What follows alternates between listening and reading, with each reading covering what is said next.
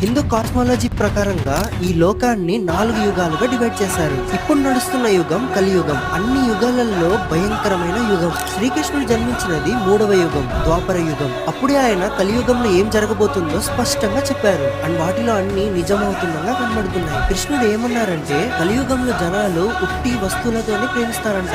మనుషుల ప్రేమని ఎవ్వరు అర్థం చేసుకోరంట.